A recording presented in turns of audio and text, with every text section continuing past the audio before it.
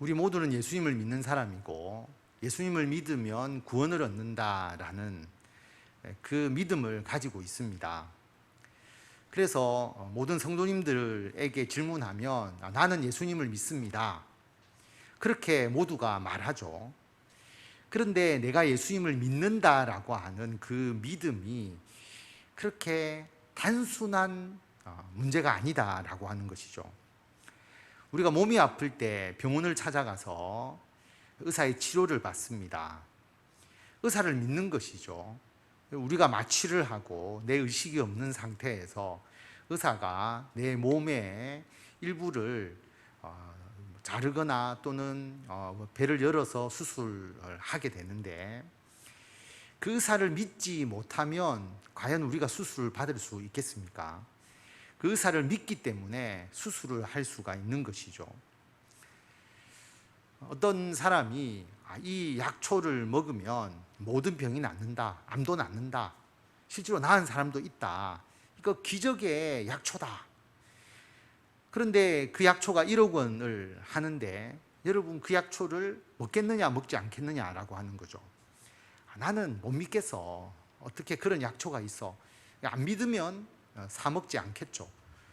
그 약초를 믿지 않는 겁니다. 그 사람 말을 신뢰하지 않는 것이죠. 이것을 먹으면 불로초다. 늙지 않고 죽지도 않는다. 아무리 비싼 가격을 이야기를 해도 그것을 먹지 않을 이유는 그걸 거짓말이라고 생각하기 때문이죠. 그래서 우리가 예수님을 믿는다라고 하는 것은 내가 말로서 나 예수님 믿어 라고 이야기하는 게 아니라 그 믿음에 따른 행위가 반드시 나타나게 되어 있다라고 하는 겁니다. 예수님을 믿는다라는 것은 어떤 의미냐 하면 예수님이 하나님의 아들이심을 믿는 것이죠. 신이신 예수님. 그러나 멀리 신으로 존재하는 예수님이 아니라 인간으로 이 땅에 오신 예수님. 그래서 나의 죄를 대신해서 십자가에서 죽으신 예수님. 그래서 나의 죄를 다 대속해 주시고 내가 그 예수님을 믿음으로써 영원한 하나님의 나라, 하나님과 예수님이 계시는 그 영원한 하나님의 나라에서 내가 영생할 것이다. 나의 죽음이 끝이 아니라 부활을 통해서 영원한 하나님의 나라의 백성이 될 것이다. 이것을 믿는 거잖아요. 지식으로 아는 게 아니라 그걸 진실되게 믿는 것이거든요. 믿는다는 것은 반드시 그 믿음에 따른 행위가 나타나게 되어 있다라고 하는 겁니다. 그러면 예수님 믿는 사람의 행위가 어떤 것이 나타나야 되느냐? 무엇을 해야 정말 내가 예수님을 믿는다는 것을 증명해 보일 수 있느냐라고 하는 것이죠. 우리가 예수님을 믿으면 앞에서도 말씀드렸지만 예수님께서 나를 위해서 십자가에 죽으셨음을, 나의 죄를 대신해서 죽으셨음을 믿는 것이잖아요. 그러면 그 예수님의 사랑을 내가 받은 거잖아요.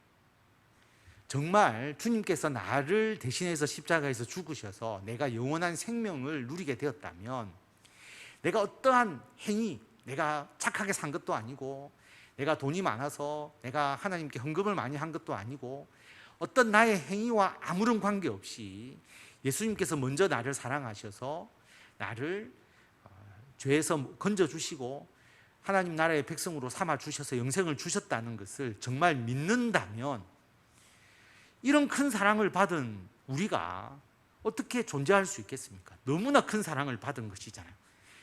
그 사랑에 너무 감사하지 않습니까? 그러므로 내가 받은 그 사랑을 다른 사람에게 증거하고 다른 사람에게 나눌 수 있게 된다라고 하는 겁니다. 그래서 예수님을 믿는 사람은 사랑을 실천하게 되는 것이죠. 예수님의 삶 자체가 사랑이었지 않습니까? 십자가의 죽음, 의무감에 의해서 하신 것이 아니라 우리를 사랑하시기 때문에 이 땅에 인간으로 오셔서 십자가의 죽음을 다 겪으셨습니다. 하나님도 예수님도 이 세상을 사랑하시고 우리를 사랑하셨기 때문에 예수님의 십자가의 대속의 은혜에 의해서 우리를 구원해 주신 것이죠. 그래서 우리가 예수님을 믿으면 그 사랑을 진실되게 우리들의 심령에 온전히 새기게 되고 그 사랑의 영향을 받아서 우리도 다른 사람을 사랑하게 되는 겁니다. 그래서 예수님 믿는 사람은 그 심령 안에 사랑이 풍성할 수밖에 없다라고 하는 거죠. 사랑을 받았기 때문에. 그래서 반드시 그 사랑을 나누어 줄 수 있을 정도로 그 사랑이 굉장히 커지는 겁니다. 누구를 사랑하느냐? 가장 기본적으로 아내를 사랑하고 남편을 사랑하고 자녀를 사랑하고 부모를 사랑하고, 당연히 기본은 그렇게 해야 되겠죠. 그런데 이 정도의 사랑은 예수님을 안 믿는 사람들도 기본적으로 이 정도의 사랑은 하죠. 아내를 사랑하고 남편을 사랑하고 가족이니까 자녀, 부모님을 사랑하는 정도는 유교를 믿는 사람들도 이 정도 하고, 그냥 종교를 가지지 않는 사람도 심성이 좀 착하면 당연히 이 정도의 사랑은 할 수 있을 것입니다. 그럼 우리 그리스도인들이 다른 사람들보다 더 사랑해야 될 대상이 누구냐? 오늘 말씀을 보면 형제를 사랑하라 라고 말합니다. 이 형제가 뭐 같은 동성애를 이야기하는 것도 아니고, 이 형제라고 하는 것은 1차적으로 그리스도인의 공동체, 좀 쉽게 말하면 우리 교회 성도들을 말하는 것이죠.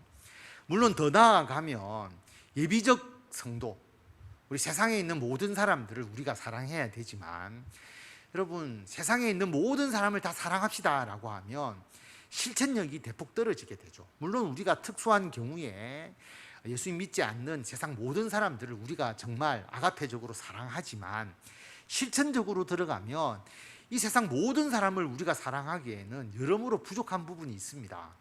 그래서 거기까지 우리가 어떤 실천적 계명으로 생각하지 말고, 오늘은 이 형제를 가장 좁은 의미로 보는 우리 교회 공동체, 우리 교회 성도들을 사랑하는 그것을 오늘 이야기를 나누면서 하나님께서 이 형제 사랑을 어떻게 말씀하시는지, 우리에게 어떻게 사랑하라고 명령하시는지를 함께 말씀을 통해서 나누어 보고자 합니다.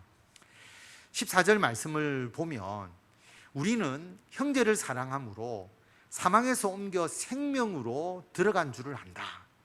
우리가 구원받은 거잖아요. 사망에서 옮겨서 생명으로, 영원한 하나님의 나라에 우리가 들어가게 된 것을 어떻게 알 수 있느냐?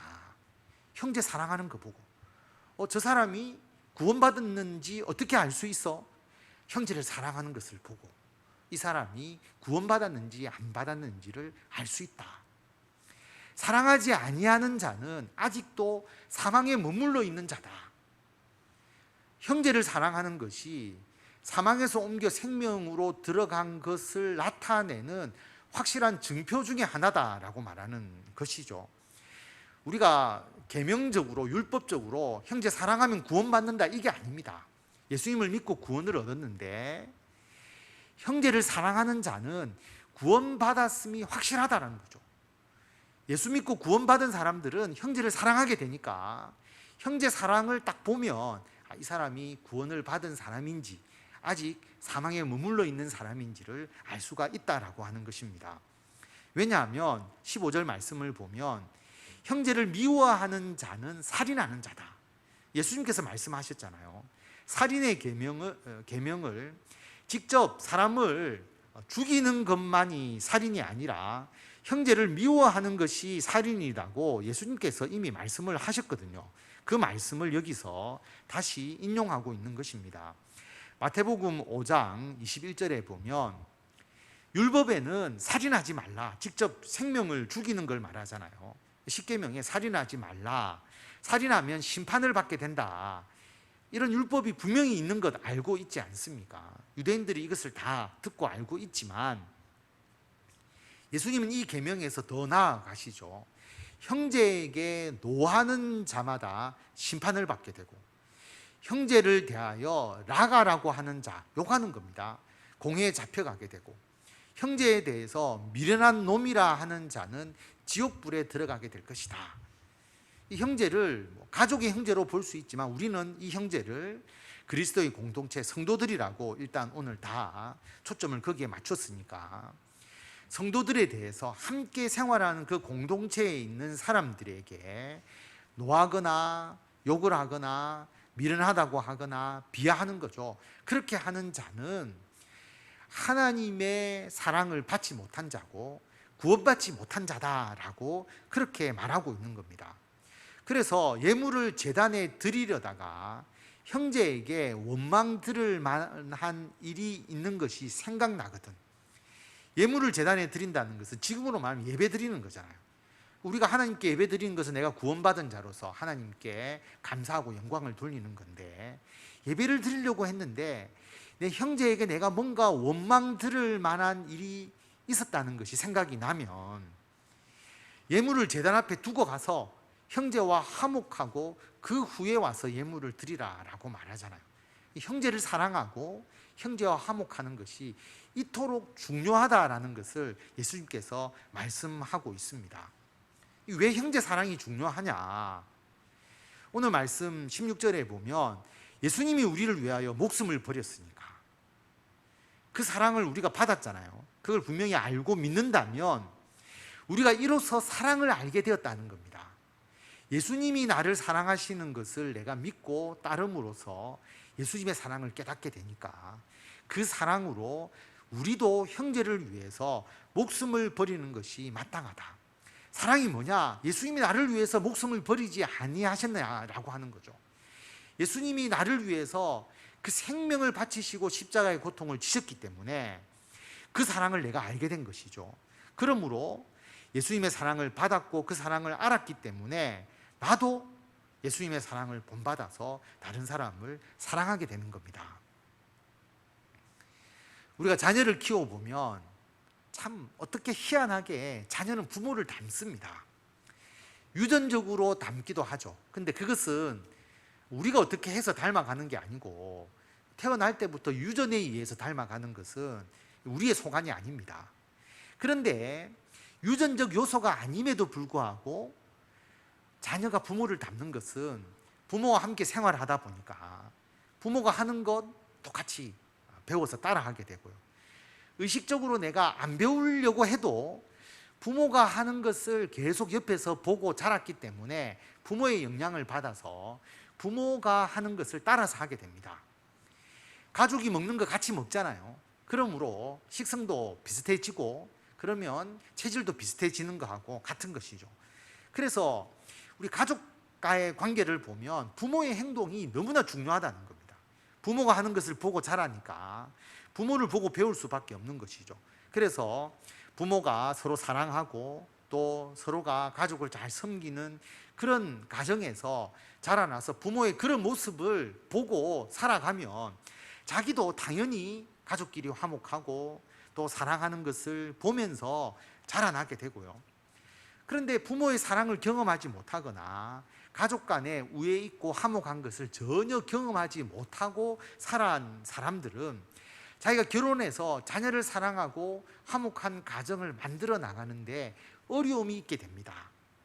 왜냐하면 뭔가 마음이 없는 게 아니라 어떻게 해야 될지를 잘 모르는 것이죠. 어떻게 사랑해야 되는지, 그리고 어떻게 가족을 화목하게 만들어 가야 하는지를 잘 모르게 되기 때문에 이런 어려움이 있는 겁니다. 그런데 부모님의 사랑을 전혀 받지 않았다 할지라도 예수님을 믿고 예수님의 사랑을 깊이 있게 체험하게 되면 예수님께로부터 받은 그 사랑으로 가족을 사랑하고 형제를 사랑할 수 있는 그 마음이 생기게 되거든요. 예수님을 믿는 자에게 성령의 충만함이 임하지 않습니까? 그런데 성령의 열매 중에서 사랑이 있잖아요. 성령은 우리들에게 사랑을 풍성하게 만들어 주십니다. 그래서 예수님을 믿게 되면 예수님의 사랑을 알게 되고 머리로 아는 게 아니라 심령을 통해서 느끼게 되고 그리고 그 사랑을 깊이 있게 체험하면서 살아가게 되니까 그 받은 사랑을 예수님을 위하여 쓸 뿐만 아니라 그 받은 사랑으로 우리가 이웃과 형제를 사랑할 수 있게 되는 것이죠. 사랑을 예수님으로부터 배웠기 때문에 당연히 예수님을 닮아서 우리도 그 받은 사랑을 다른 사람에게 행할 수 있게 되는 것입니다. 예수님이 우리들에게 베풀어 주신 사랑이 뭐냐 하면 목숨을 버리기까지 사랑하신 것. 그 사랑을 우리가 알았기 때문에 우리도 형제를 위해서 목숨을 버리는 것이 마땅하다라는 마음을 가지게 되는 것이죠. 제가 예전에 한번 말씀을 드렸는데 예전에 우리 교회에 복사기를 관리해 주시는 젊은 분이 계셨습니다. 근데 한동안 복사기 관리하러 안 오시는 거예요. 근데 오랜 몇 달이 한참 지나고 난 뒤에 새로운 분이 오셔서 왜 그분이 안 오셨느냐라고 하니까 청사포에서 누가 물에 빠진 거예요. 바다에 빠졌는데 그분이 그 사람을 구해주러 들어갔다가 돌아가신 겁니다. 젊은 분이고 그런데 참 마음 아프죠. 그래서 국가적으로 의사자가 되고 여러 가지 혜택은 조금 받았다 하지만 얼마나 마음이 아픕니까? 아는 사람도 아닌데 청사포에서 바다에 빠진 사람을 보고 있을 수 없잖아요. 본인이 뛰어들어서 구하려고 하다가 본인이 목숨을 버린 겁니다. 여러분, 위급한 순간에 사람의 본능이라는 게 사람을 살리고자 하는 마음이 있잖아요. 분명히 그런 본능이 있거든요. 그런데 그분이 그 사람을 진짜 사랑했느냐라고 본다면 이건 사랑의 마음에서 사실 행한 것은 아니고 우리가 인간적인 본능으로 사람을 구하고자 하는 마음이 있잖아요. 위급한 순간에 그 사람을 살리고자 하는 마음이 있는 것이죠. 일시적이고 어떻게 보면 순간적으로 일어나는 것인데, 여러분, 오늘 우리가 이야기하는 사랑은 그런 마음이 아니라 진짜 계속 지속적으로 그리고 꾸준하게 정말 그 사람을 끝까지 사랑하는 그 사랑을 말하는 것이거든요. 충동적이지 않고 끝까지 한 사람을 진실되게 사랑하면서 희생할 수 있느냐, 그것을 우리들에게 질문하고 있는 겁니다. 목숨을 버릴 정도로 사랑하라는 것은 우리가 목숨을 버리면서까지 다른 사람을 사랑하는, 우리 성도들을 사랑할 일이 뭐가 있을까요? 저는 특별히 없다고 봅니다. 여러분의 목숨까지 요구하면서 성도를 사랑하라, 그런 일들이 별로 없어요. 사실은 보면 있을 가능성이 없습니다. 그런데 목숨을 버린다는 건 뭐냐 하면 우리에게 가장 중요한 게 목숨이잖아요. 그런데 그것을 희생할 정도로 정말 형제를 사랑해야 된다라고 하는 것입니다. 여러분, 실제로 사랑하려면 그렇게 해야 하지 않을까요? 여러분, 사랑하는 사람을 생각해 보십시오. 내 것을 먼저 다 챙기고 난 다음에 사랑하는 사람을 위해서 내가 할 일이 있을까요? 좀 쉽게 생각하면 나는 가족을 사랑해, 아내를 사랑해, 우리 자녀를 사랑해, 말하기는 쉽잖아요. 그런데 가족을 위해서 내 시간을 희생해야 되는데, 내 시간을 희생한다는 건 뭐냐 하면, 자, 저도 회사 생활을 해봤지만 주말이나 또 평일 저녁에 일을 어디서 하는 게 좋으냐 하면 회사에서 하는 게 훨씬 좋습니다. 주말 되면 일부러 집에서 나와서 회사에 오는 사람들도 있어요. 왜냐하면 아이가 아직 크지 않았을 때 집에 있으면 육아 도와줘야 되죠. 집안일 해야 되죠. 이 집안일 하는 게 훨씬 더 번거로운 거예요. 회사에 일이 있다고 회사에 나오면 편안하게 앉아서 밥도 먹고 쉬고 하면서 자기 밀리는 일도 조금씩 하고, 그런 경우들이 굉장히 많거든요. 그러니까 자기 가족을 위해서 내가 힘든 부분들, 이런 것을 다 자기가 감수하면서 가족을 위해서 희생하는 것. 자, 아이를 데리고 놀러 가야 되는데 나는 집에서 쉬고 싶다는 겁니다. 그런데 자기의 그 모든 것을 희생하면서 아이를 위해서 시간을 내고 아이의 놀이를 위해서 힘쓰는 것. 여러분, 모든 사랑이 곰곰하게 생각해 보면 자기를 희생하지 않고 다른 사람을 사랑할 수가 없어요. 가족도 그렇고 자녀도 그렇고 다 마찬가지죠. 내가 불편하고 힘든데 나의 편안함을 양보하고 희생하고 그렇게 다른 사람을 사랑할 수가 있는 것이죠. 여러분, 우리 교회 성도를 사랑하느냐라는 질문을 오늘 주님께서 저와 여러분에게 던져주고 계시는 겁니다. 사랑한다면 우리의 가족을 먼저 다 챙기고, 그리고 가장 후순위에 우리 성도에 대한 사랑이 있다면 성도를 사랑할 수가 없다라고 하는 것이죠. 할 일이 하나도 없습니다. 그런데 우리 가족은 늘 나와 함께 하니까 이런 특수한 경우에는 내 가족의 일을 뒤로 하고 성도를 먼저 생각하고 성도를 위해서 해야 될 일을 내가 먼저 행하겠다, 그런 마음을 가지게 될 때에 형제를 사랑할 수가 있는 것이죠. 여러분, 그렇지 않습니까? 지금은 코로나 때문에 우리가 아픈 분이 있어도 병문안을 못 가잖아요. 가서 기도도 하고 이렇게 해야 되는데 병문안 못 가는데, 여러분 병문안 갈 때 여러분 집에 바쁜 일이 있어도 또 급한 일이 있어도 병문안을 가야 되니까 다 뒤로 하고 다 같이 병문안 가시잖아요. 가서 같이 기도하고 위로해 주지 않습니까? 그리고 모두가 자기의 쓸 일이 다 있죠.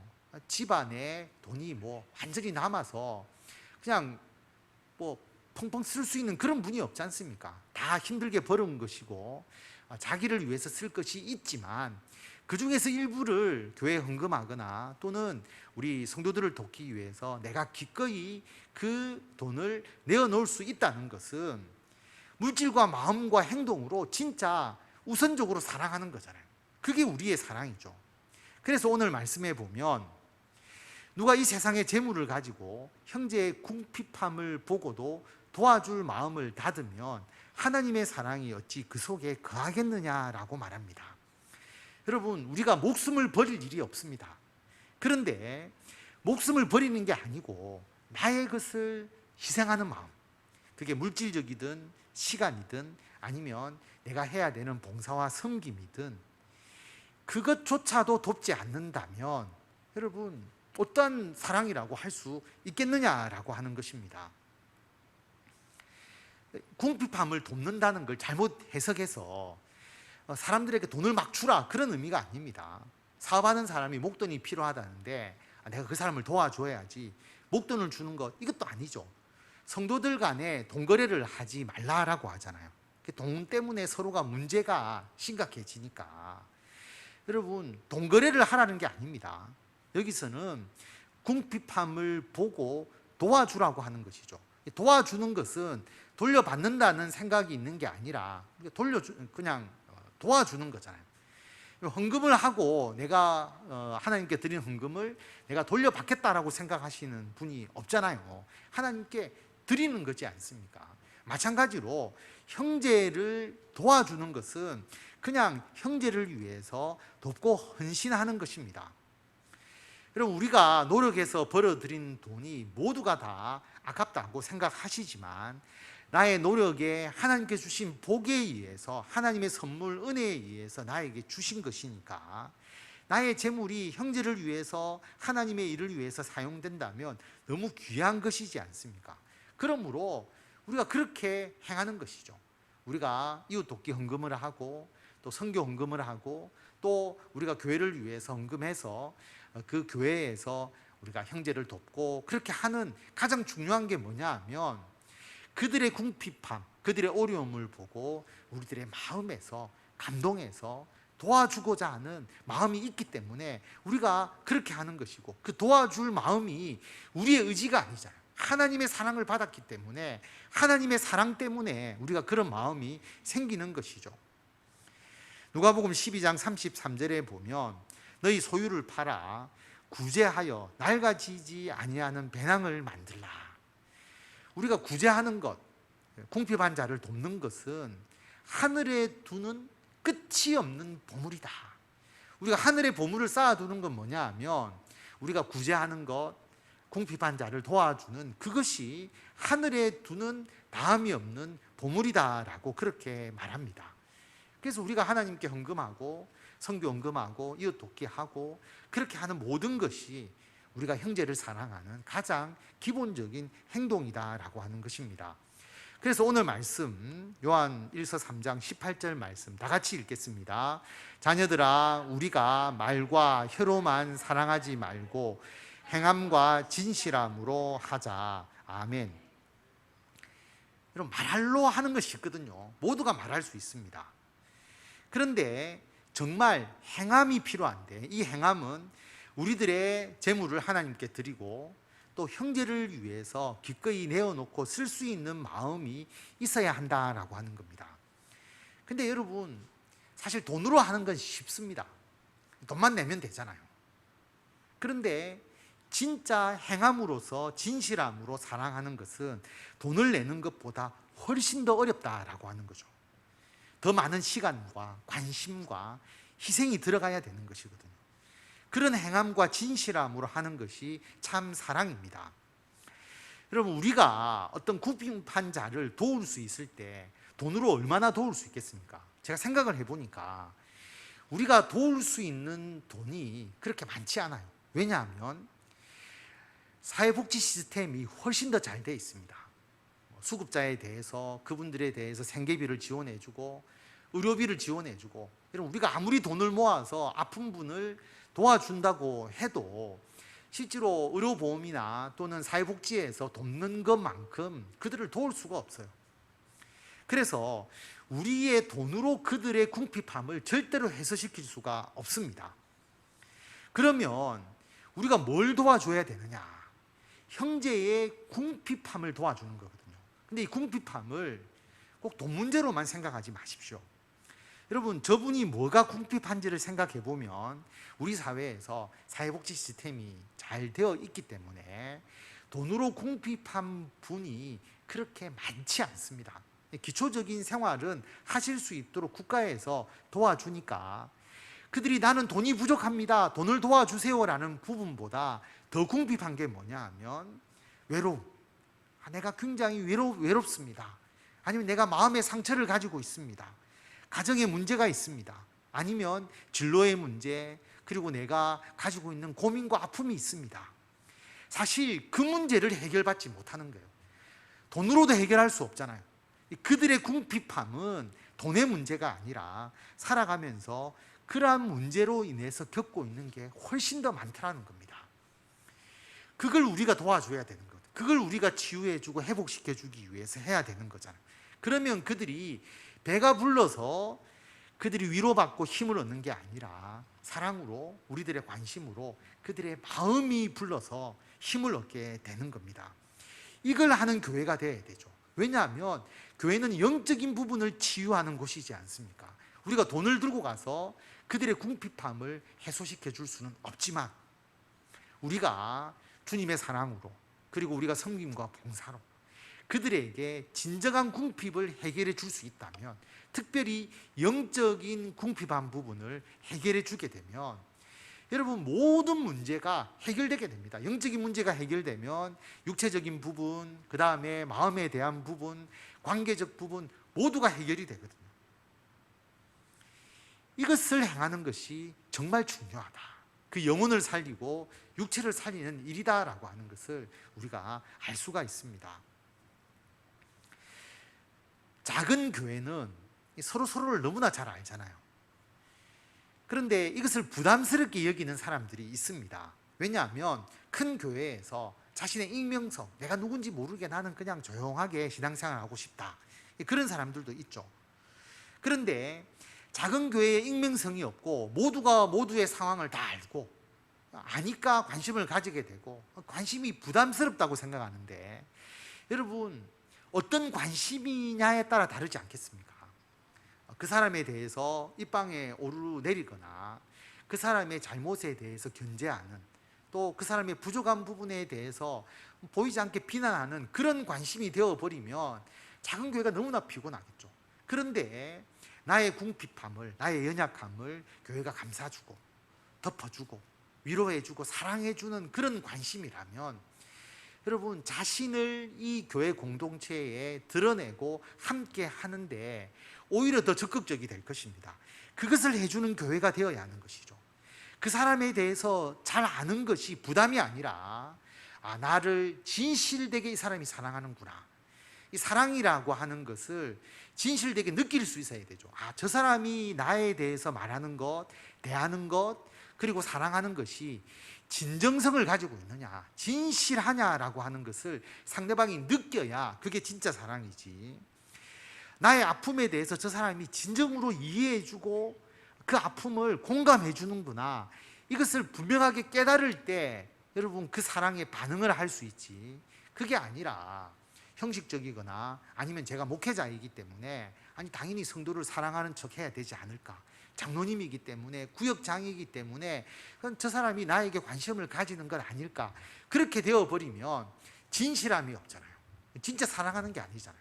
그러면 그 관계가 깊어질 수가 없는 것입니다. 그래서 오늘 말씀은 우리들에게 성도를 돌아보라 라고 말합니다. 우리가 사랑해야 될 우리 교회 성도들이 일단 있습니다. 여러분 멀리 확대하지 말고 우리 교회 성도들을 우리가 사랑하자라고 하는 거죠. 우리가 물질로 결코 그들의 궁핍함을 채울 수가 없습니다. 우리는 영적으로 그들에게 다가가야 하고, 그들에게 예수 그리스도의 사랑으로 다가가고, 그들에게 관심을 가져주고 진정으로 그들을 기도하는 것이죠. 그들을 위해서 기도하는 겁니다. 우리들의 관심이 형식적인 것이 아니라 진짜 진실함으로 그들에게 다가갈 수 있도록 하자라고 하는 겁니다. 그래서 말과 혀로 사랑하는 게 아니고 행함과 진실함으로 사랑하는 것이다.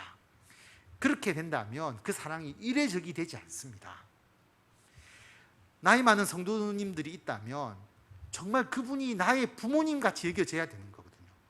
그런 마음이 들 때에 진정한 사랑이 이루어질 수가 있는 겁니다. 그리고 같이 또 연배가 같다면 정말 형제 자매처럼 그런 마음이 들어야 되는 것이죠. 그게 진실되냐 진실되지 않느냐는 것을 여러분이 충분히 느끼게 될 겁니다. 그리고 우리 어린 청년들을 정말 나의 자녀처럼 생각할 수 있고 그렇게 여겨져야 되는 거죠. 그래서 그들이 잘 되면 진정으로 기뻐하는 거고, 잘 안 되었을 때 같이 아파하고, 그들이 가진 고민이 정말 우리 자녀의 고민처럼 여겨지고, 우리 교회 모든 성도들이 그런 마음으로 살아가게 될 때에 진정한 행함과 진실함의 사랑을 실천할 수가 있는 것입니다. 우리 교회 성도님들은 기본적으로 이런 마음을 가지고 계시잖아요. 오랫동안 신앙생활하고 같이 이렇게 오랫동안 이제 우리 어린 자녀들 자라왔기 때문에 사실 청년들이 자기 자식처럼 여겨지고, 또 성도들의 아픔과 어려움을 모두가 우리가 마음속으로 그런 마음을 가지고 있습니다. 제가 성도님들의 진정성을 느끼는 것처럼 성도님들도 서로에게 그런 마음을 다 가지실 거예요. 그런데 마음으로 가지는 게 중요한 것이 아니라 그 마음이 행함으로 나타나야 되고 진실함으로 더 커져야 되는 거죠. 그게 필요한 겁니다. 그렇다면 우리가 실천해야 될 것 중에서 한 가지를 우리가 생각해 보면, 우리가 그분들에 대해서 관심을 더 가져야 되는 거죠. 오늘 교회에 누가 나오지 않으셨다라고 하면 왜 나오지 않으셨을까? 그러면 그분들을 위해서 기도하고 그분들에게 전화나 문자라도 하나 보내면서 어떤 다른 아픔이 없는지, 힘든 것은 없는지 그렇게 살펴보는 것, 이게 사랑의 가장 기초적인 것에서 시작하는 것이죠. 그래서 이야기를 지속해 보면 그분이 지금 겪고 있는 아픔이 있습니다. 어려운 점이 있는 거죠. 이분이 이런 것을 어려워하구나, 힘들어하구나. 그럼 그 마음에 공감이 되지 않습니까? 참 안타까운 마음이 있거든요. 그럼 그분을 위해서 더 기도하게 되고, 내가 할 수 있는 바 뭔가를 통해서 그분을 도우려고 하는 겁니다. 그런데 우리가 도울 수 있는 것은 한계가 있습니다. 절대로 못 돕거든요. 그런데 참 감사한 것은 뭐냐 하면, 우리가 도우려고 생각하고 기도하고 우리가 나아가게 되면 하나님께서 그분을 도울 수 있는 또 많은 사람들을 예비해 놓고 계시다는 것을 알게 됩니다. 제가 그렇게 해보니까 그동안 막혀있던 관계가 회복되면서 제가 굳이 하지 않더라도 다른 분이 그분을 돕고 더 잘 돕고, 그래서 그 문제를 해결해 나가는 방향으로 하나님께서 또 역사해 주시는 것을 보게 되거든요. 우리 혼자서 다 도울 수 있는 게 아닙니다. 우리가 시작하면 그 모든 부분들을 하나님께서 역사하셔서 그분이 이 사랑을 더 많이 받을 수 있는 그런 상황으로 만들어 주신다라고 하는 것입니다. 그래서 오늘 우리 교회 성도들, 우리가 성도들 많지도 않습니다. 그래서 하반기에 우리 성도들을 향한 행함과 진실함을 더욱더 가지고 정말 한 사람 한 사람 정말 진실되게 한 가족과 같이 그분들에게 우리의 사랑을 나타내고 관심을 나타내고, 어떤 경우에는 그럼 일시적으로 우리가 가족과 달리 시간적으로 딱 정해진 시간에 관심을 가지는 것이기 때문에 그 순간만은 우리 가족보다 더 앞서서 우리 성도들을 사랑하고 성도들을 위해서 우리가 뭔가를 행하면서 그렇게 사랑을 실천하게 될 때에 하나님의 사랑이 우리들에게도 임하고 그분들에게 전달되고 우리 교회가 더욱더 사랑이 풍성한 교회가 될 수 있을 뿐만 아니라, 오늘 말씀은 하나님께서 형제를 사랑하는 자에게 믿음을 담대함을 주신다, 기도에 응답해 주신다고까지 약속하고 있습니다. 형제를 사랑하는 자를 결코 손해되게 하지 않으신다라고 약속하고 계시기 때문에 우리에게도 좋고 우리의 사랑을 받는 사람에게도 좋고 하나님의 사랑과 은혜가 우리가 속한 교회에 더욱더 풍성해질 수 있도록 이 사랑을 실천하시는 저와 성도 여러분들이 다 되시기를 바랍니다. 기도하겠습니다.